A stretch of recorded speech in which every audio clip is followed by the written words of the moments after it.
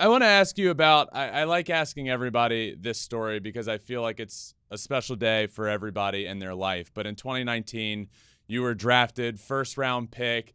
Walk me through your draft day story and how it was for you and your family that day. Yeah, super special day. You know, just decided that I want to spend it with some close friends and family and coaches. Um, and had school that morning. Drove home from school, kind of around 3-ish, and that was perfect because helped me just take my mind off all that. And then got home, and I think the draft was maybe 30 minutes after I got home.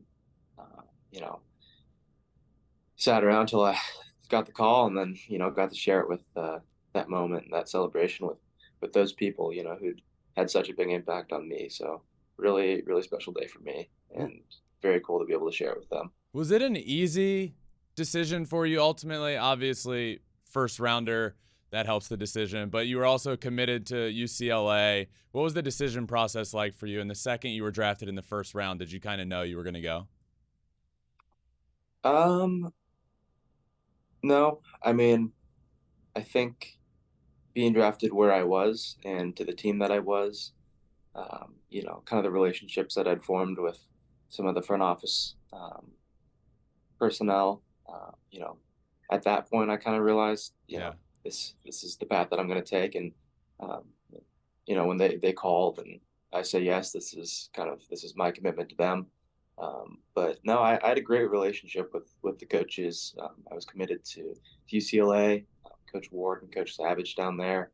I would have felt pretty comfortable going down there to school and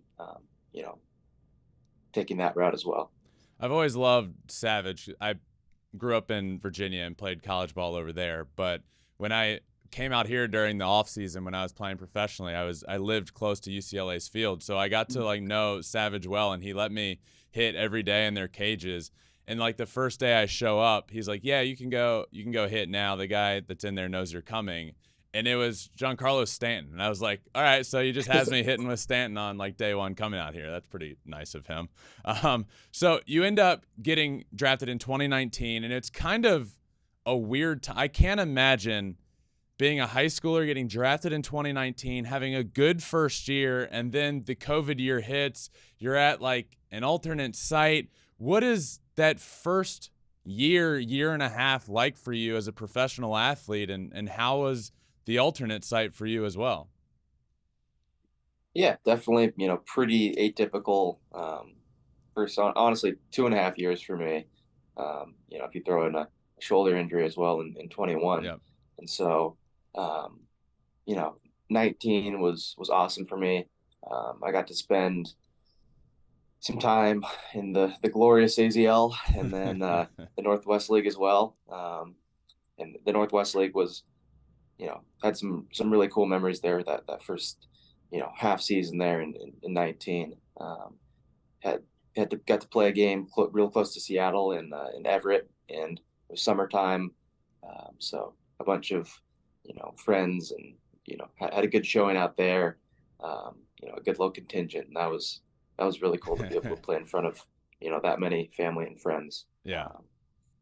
as well as going into a ending that season off with a championship. We won the Northwest League championship, so just really fun memories looking back on that first half year.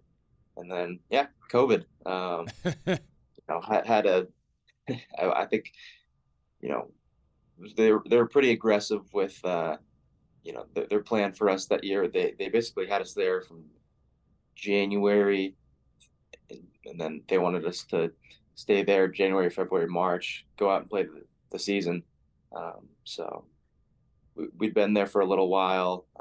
Was feeling good, and then obviously we got shut down, mid March, and then went back to Seattle.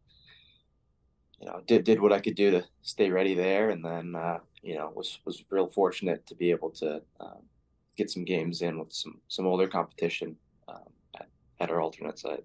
So you were what, like 19, maybe 20, and you're there with big league guys, like guys that were like on the fringe of the big leagues, and it's just like this really weird group of players all together in one, like just trying to figure out how to stay good at baseball and also like how to stay stay fine and safe in this area. That had to be weird.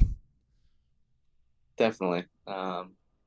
Weird in a good way though. I got to meet some people that I wouldn't get to meet in a normal year, Yeah. right? In a normal year I would have been off in low A, Kane County, um, and instead getting to play with some of our double A and triple A players, getting to meet them, getting to meet players like Alec Thomas, who I'm playing with now, Yep. Josh Rojas, Pavin Smith. You know, just I think in a weird way those connections being formed then has kind of helped us now.